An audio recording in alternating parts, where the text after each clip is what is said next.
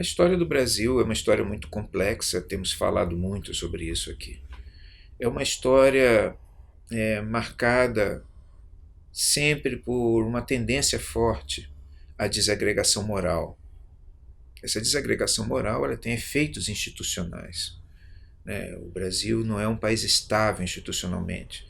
Ele não tem partidos estáveis. Ele não tem correntes de opinião estáveis.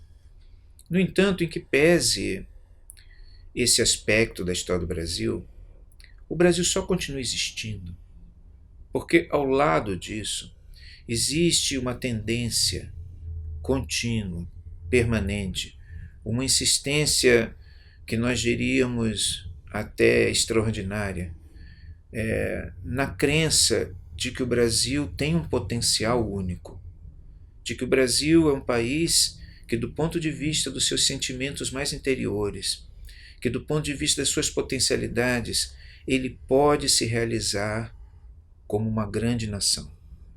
É esse espírito, é esse sentimento, na verdade, que permite ao Brasil existir.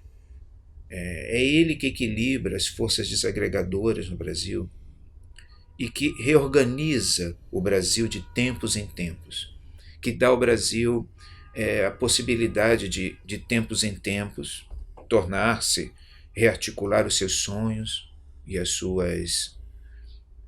seus desejos de realização.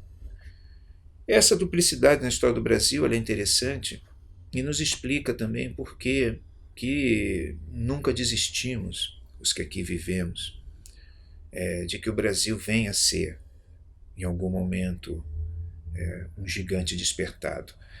E esse gigante não é um país, isso nunca está na visão daqueles que pensam o Brasil de forma positiva, não é um país opressor, não é um país destruidor, mas esse gigante despertado é mais um país que realize aquilo que os brasileiros têm de mais verdadeiro, de mais interior,